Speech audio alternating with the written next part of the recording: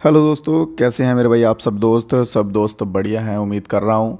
तो क्या आप सभी दोस्त जो हैं वो आज की क्लास के लिए रेडी हैं? जीके जीएस की हमारी जो है PYQ बेस्ड सीरीज़ जो है वो चल रही है, उसको हम कंटिन्यू करते हुए आज की क्लास भी अपनी शुरू कर रहे हैं।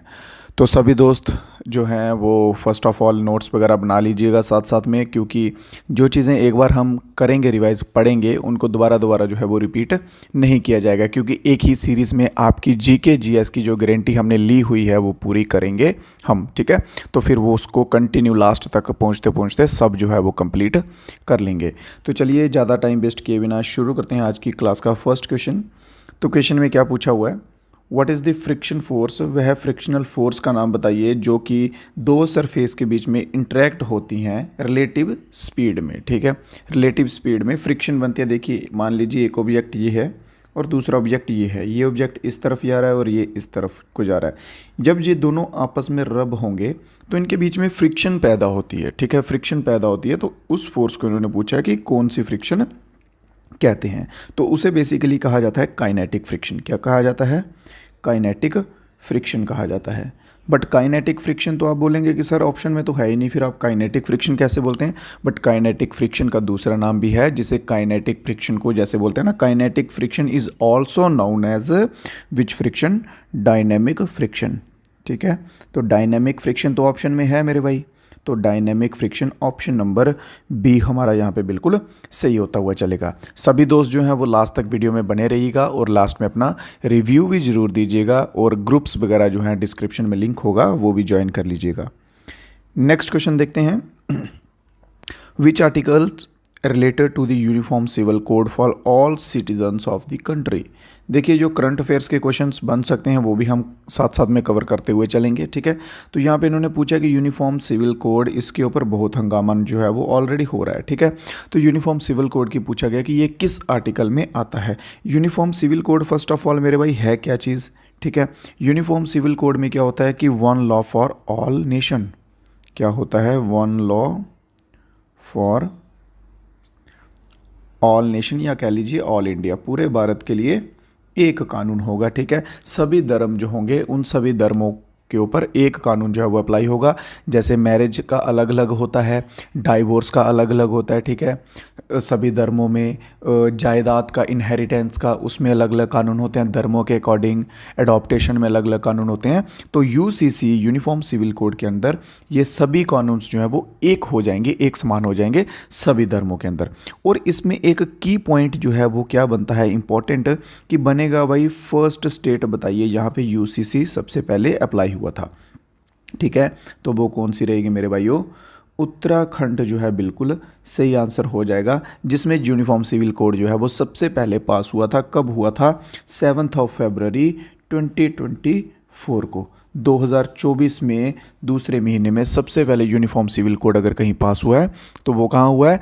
उत्तराखंड में हुआ है। जो कि उत्तराखंड के सीएम जो है वो कौन है? पुष्कर सिंह धामी। कौन है मेरे भाई? पुष्कर सिंह दामी।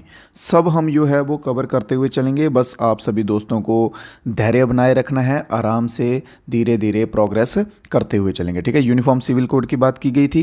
ठीक है, जो कि आता है आर्टिकल नंबर 44 के अंडर। आर्टिकल नंबर 44 के अंडर आता है।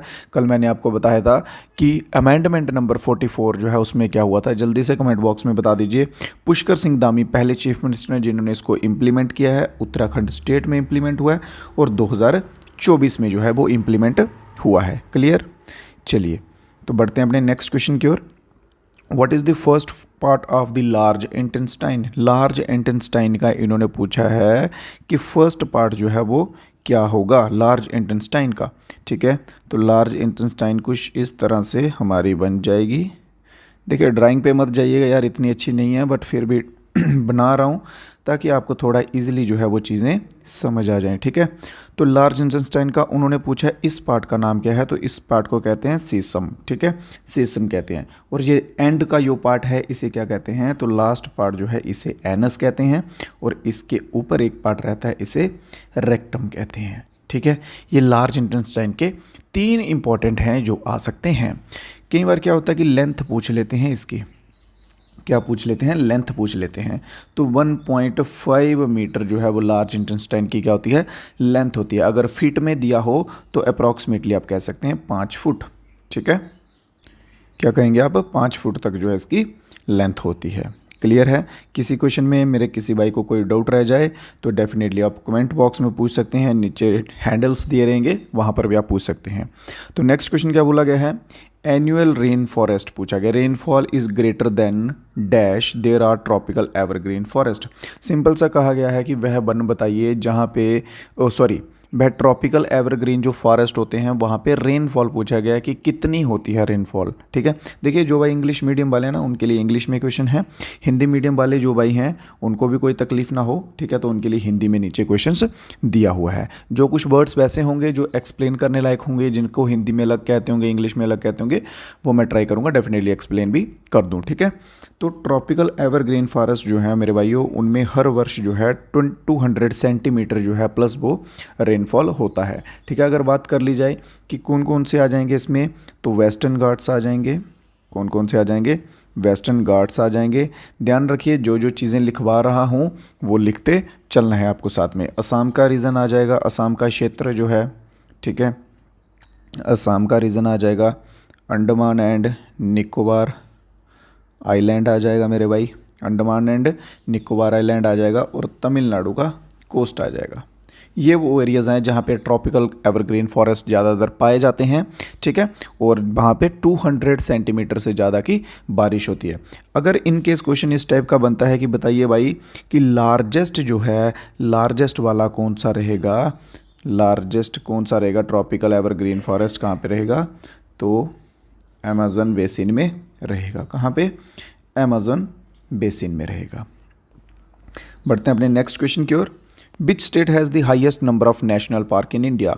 कौन सा राज्य है जिसमें सबसे अधिक जो है वो नेशनल पार्क हैं। ठीक है, तो कौन से राज्य में सबसे अधिक नेशनल पार्क हैं, तो मध्य प्रदेश जो है मेरे भाई बिल्कुल सही आंसर रहेगा हमारा।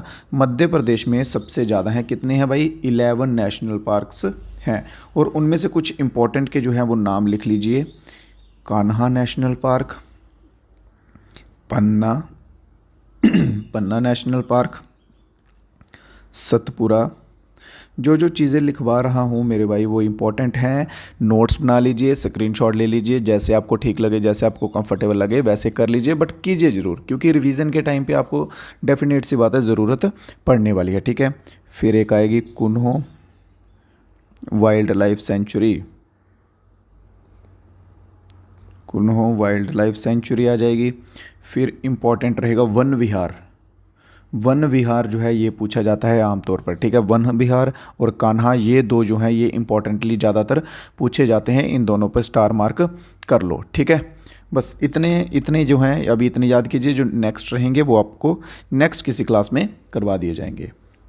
अगला क्वेश्चन देखते हैं। अगला क्वेश्चन क्या कहता है, which of the following state are union territory of India has summer and winter capitals. इन ऑप्शंस में देखिए भाई और बताइए कि कौन सी यूनियन टेरिटरी या फिर स्टेट राज्य है जिसकी समर की भी कैपिटल है, जिसकी समर में कैपिटल अलग होती है और विंटर्स में कैपिटल अलग होती है। ठीक है, तो वो कौन सा रहेगा हमारा, Jammu and Kashmir, option number B बिल्कुल सही रहेगा। ठीक है, तो जम्मू एंड कश्मीर की समर में कैपिटल्स क्या होती है, समर के दिनों में श्रीनगर होती है और विंटर के डेज में जम्मू जो है वो कैपिटल रहती है। जम्मू कश्मीर एकमात्र स्टेट है जिसकी 2 कैपिटल्स हैं। और बात कर ली जाए डिस्ट्रिक्ट्स की कि कितने डिस्ट्रिक्ट हैं जम्मू कश्मीर में, तो टोटल जो है वो 20 हैं, 10 जो हैं वो जम्मू में हैं और 10 जो हैं वो कश्मीर में डिस्ट्रिक्ट अवेलेबल हैं। क्लियर है, किसी भाई को कोई डाउट वगैरह रहे तो बता सकते हैं। डिस्ट्रिक्ट्स की बात कर रहे हैं, कैपिटल्स की बात कर रहे हैं, तो साथ साथ में हम देख लेते हैं सिक्किम का भी। तो सिक्किम की कैपिटल क्या है, गंगटोक। क्या रहेगी सिक्किम की कैपिटल, गंगटोक। साथ साथ में सभी मेरे भाई जो हैं वो ट्राई कीजिए, आंसर्स अपना जो है वो कमेंट बॉक्स में देते जाएं। वेस्ट बंगाल की कैपिटल क्या है, कोलकाता है। ठीक है, राजस्थान की क्या है मेरे भाई, तो जयपुर है। जयपुर को क्या बोला जाता है, जयपुर को पिंक सिटी भी बोला जाता है। क्या बोला जाता है, पिंक सिटी बोला जाता है। एक क्वेश्चन बनता है कि जयपुर के ओल्ड नेम के ऊपर बनता है, जयपुर का पुराना नाम बताओ भाई। तो जयपुर का ओल्ड नेम जो है वो क्या है, तो इसका ओल्ड नेम रहेगा एम्बर। ठीक है, ओल्ड नेम रहेगा एम्बर। आपको मैं पहले ही बता चुका हूँ, हम इस टाइम किसका पढ़ रहे हैं, लेवल जो है आपको थोड़ा सा हाई करना पड़ेगा।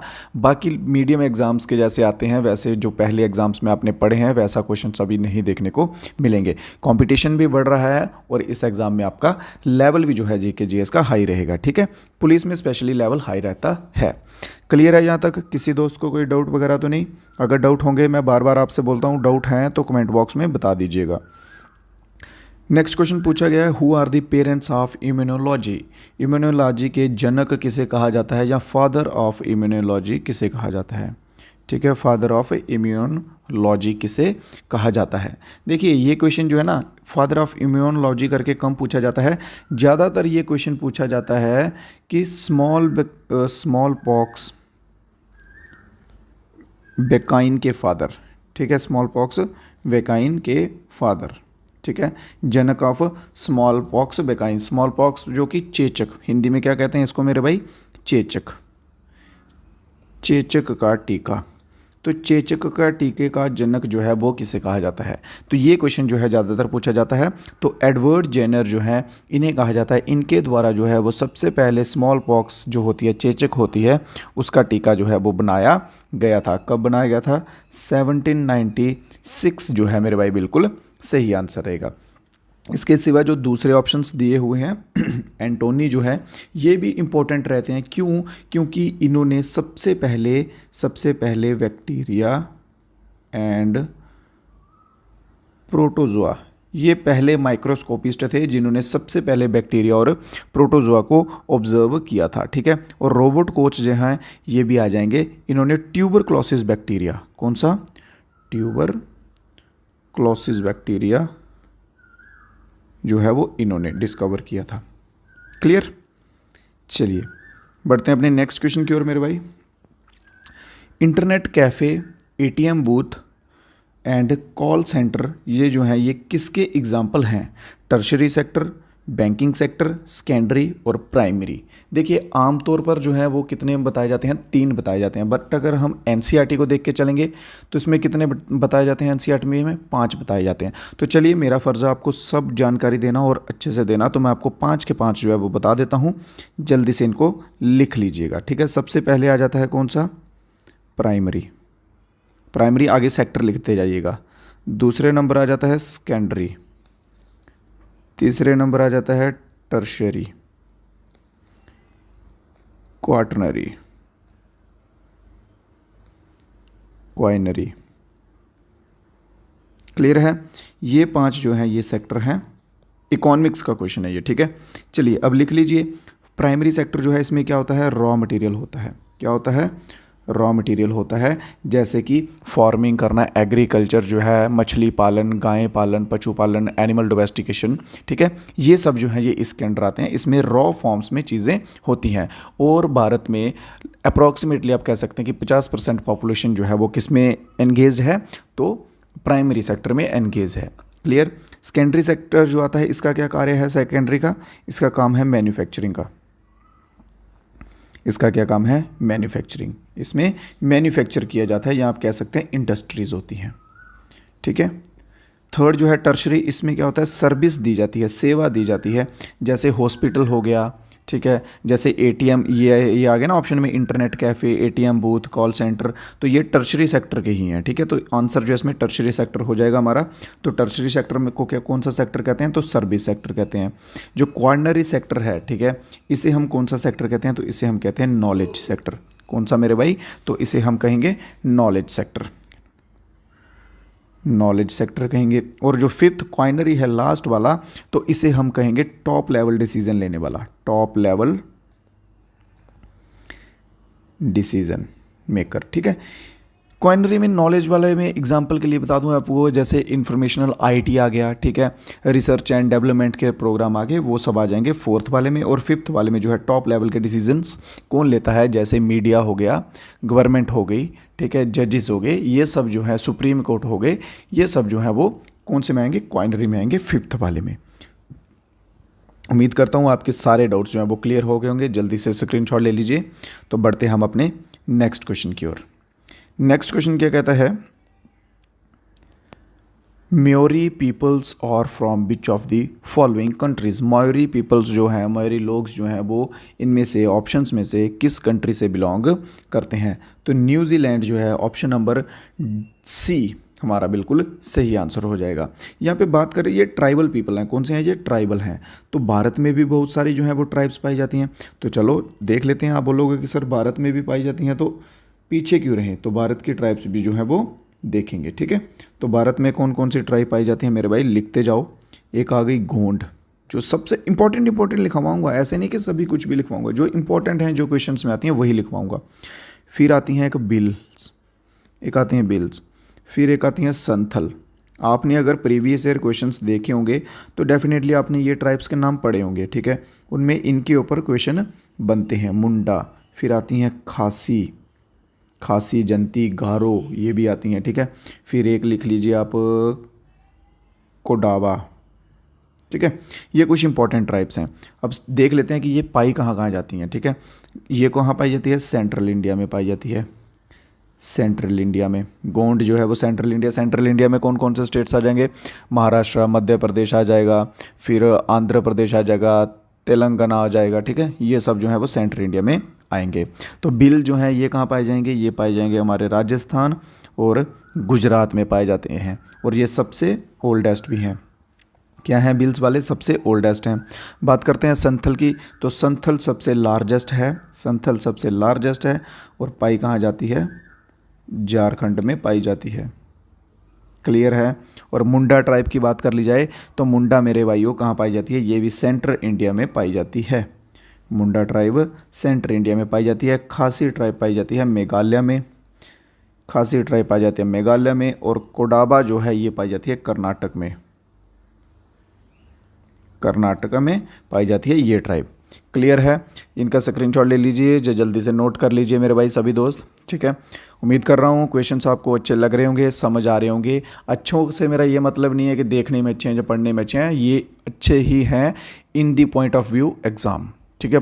एग्ज़ाम के पॉइंट ऑफ व्यू से ये क्वेश्चंस जो हैं वो डेफिनेटली बहुत हेल्पफुल रहने वाले हैं, क्योंकि हम PYQ सीरीज़ लेके चल रहे हैं, और इसमें जो है हम डेफिनेटली क्वेश्चंस जो है एग्ज़ाम में आते हुए देखेंगे, ठीक है। नेक्स्ट क्वेश्चन में क्या कहा गया है?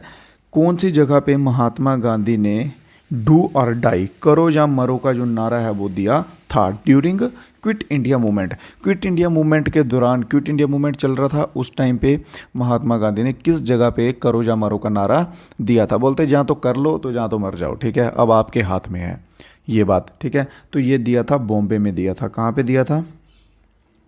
बॉम्बे में दिया था। बॉम्बे में कौन सी जगह मेरे भाई? बॉम्बे में कौन सी जगह? तो बॉम्बे में आ जाएगी ग्वालिया टैंक मैदान, ठीक है। ग्वालिया टैंक मैदान, जिसे कि क्रांति मैदान भी कहा जाता है। क्या कहा जाता है? क्रांति मैदान भी कहा जाता है, ठीक है। तो इस जगह पे जो है वो दिया था। तो कब दिया था मेरे भाई? सन 1942 में। 1942 तो आप लगा सकते हैं अंदाजा, क्योंकि क्विट इंडिया मूवमेंट जो है वो तभी चल रहा था, ठीक है। क्विट इंडिया 1942 में चल रहा था। इसके सिवा और इंपॉर्टेंट मूवमेंट्स देख लेते हैं जो चल रहे थे, उनके टाइम पीरियड देख लेते हैं कि कब कब जो है वो चल रहे थे। सॉल्ट मार्च के ऊपर क्वेश्चन पूछा जाता है, नमक यात्रा, ठीक है। सॉल्ट मार्च तो ये पूछा जाता है 12 मार्च, 12 मार्च 1930 को जो है वो सॉल्ट मार्च हुआ था। चंपारण सत्याग्रह इसका पूछा जाता है तो 1917 में हुआ था, ठीक है। चोरी चोरा जो है इसके रिलेटेड अगर आ जाए तो 1922 में चोरी चोरा हुआ था। और 1942 में एक और आया था, वो था क्रिप्स, ठीक है, क्रिप्स मिशन। चलिए क्लियर है। सब जो एक क्वेश्चन जो है ना उसके रिलेटेड के जितने इंपॉर्टेंट क्वेश्चन बनेंगे सबका जो है हम निचोड़ करते हुए चलेंगे, और ऐसा कोई क्वेश्चन जो है हम ट्राई करेंगे कि ना छूट जाए, जो कि आपके एग्ज़ाम में आपको देखने को मिले। हम ट्राई करेंगे कि ऑलमोस्ट सभी क्वेश्चंस हम कवर कर लें कि जो आपको आपके एग्ज़ाम में आते हुए दिखेंगे, नेक्स्ट क्वेश्चन है when was the first session of Indian National Congress conducted. देखिए first session of Indian National Congress की बात की जाए तो लास्ट डे मैं आपको करवा चुका हूँ, पहले 3 सेशन जो है वो मैंने करवाए थे, ठीक है। तो इसका आंसर अभी मुझे देने की ज़रूरत नहीं लग रही, तो इसको मैं एक्सप्लेन ना करके सीधा लिखूंगा 1885 में हुआ था, बॉम्बे में हुआ था, ठीक है। एक चीज़ मैंने नहीं लिखवाई थी उसमें कि कौन सी जगह, गोकुलदास तेजपाल संस्कृत कॉलेज, इस जगह में हुआ था बॉम्बे में, ठीक है। चलिए नेक्स्ट क्वेश्चन देखते हैं अपना। तो नेक्स्ट क्वेश्चन आज का क्या है कि शॉल्स कि who is the chairman of national Integration council in India. National Integration council in India के चेयरमैन जो है वो कौन है। नेशनल इंटीग्रेशन के काउंसिल के जो चेयरमैन है वो हमेशा कौन रहेंगे, प्राइम मिनिस्टर रहेंगे। जो भी करंटली प्राइम मिनिस्टर होंगे, जो भी करंटली पीएम होंगे वो रहेंगे इसके चेयरमैन। इसमें होते कौन है, मेंबर कौन होते हैं, इसमें होते हैं कौन कौन होते हैं, इसमें होते हैं जो कि आप कह सकते हैं सीनियर लीडर्स जो होते हैं, ठीक है। सीनियर लीडर्स प्लस आप कह सकते हैं पब्लिक फिगर्स जो होते हैं, लोग पब्लिक फिगर्स जो मतलब कि लोगों के बीच में लोकप्रिय होते हैं, ठीक है, वो हो गए। और इनके साथ मिलके क्या करते हैं, एड्रेस द प्रॉब्लम्स, क्या करते हैं, एड्रेस दी पब्लिक प्रॉब्लम। जो लोगों की प्रॉब्लम्स होती हैं उनको सॉल्व करने के रिलेटेड डिस्कशंस जहाँ कह सकते हैं उनके ऊपर निर्णय लेते हैं ये लोग, ठीक है। कौन, National Integration Council of India में। क्लियर है। तो बढ़ते हैं अपने नेक्स्ट क्वेश्चन की ओर। Which type of nutrition ingest the complex ingredient produce by other fossils.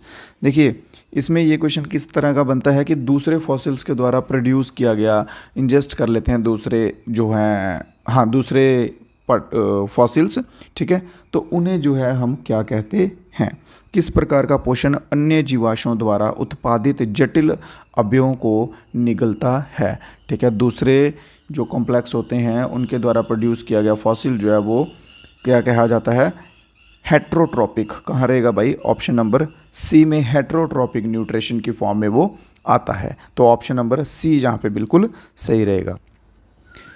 Clear.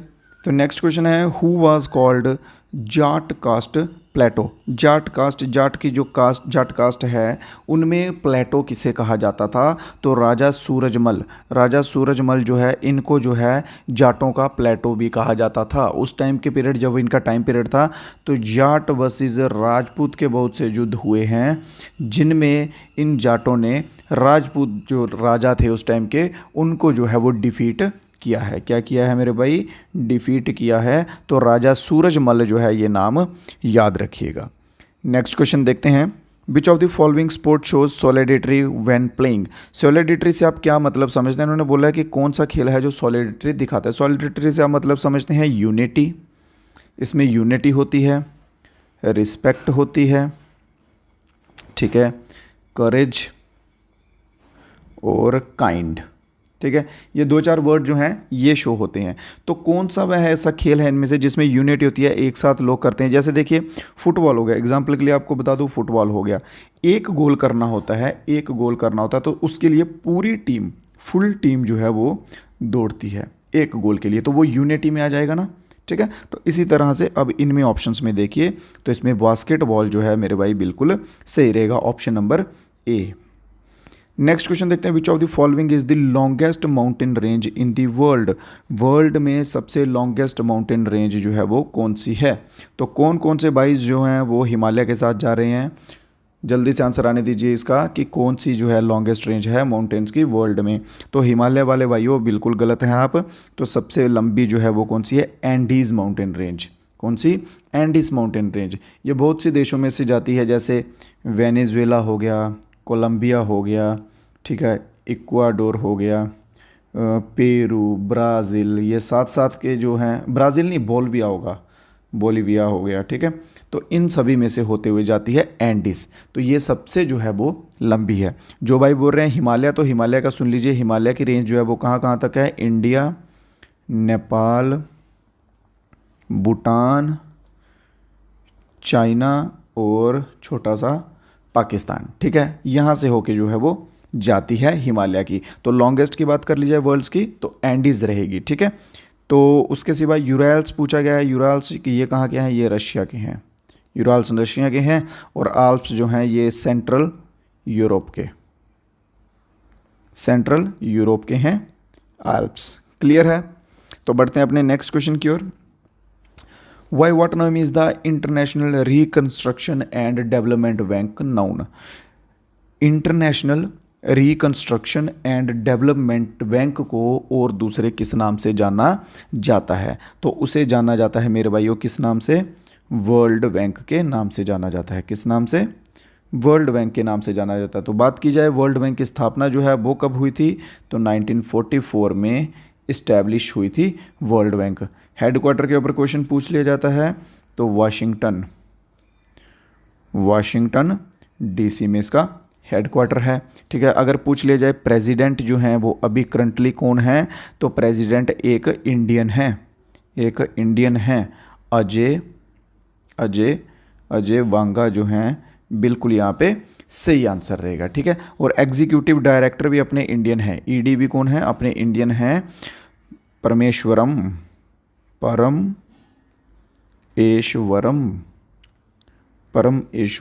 Iyer. ठीक है। तो ये परमेश्वरम अय्यर जो हैं ये ईडी हैं वर्ल्ड बैंक के, ये भी अपने इंडियन है। ठीक है मेरे भाइयों। तो आज की क्लास के जो क्वेश्चंस थे, आज की क्लास के क्वेश्चंस खत्म होते हैं। तो इतने ही क्वेश्चंस जो हैं वो आज की क्लास में थे।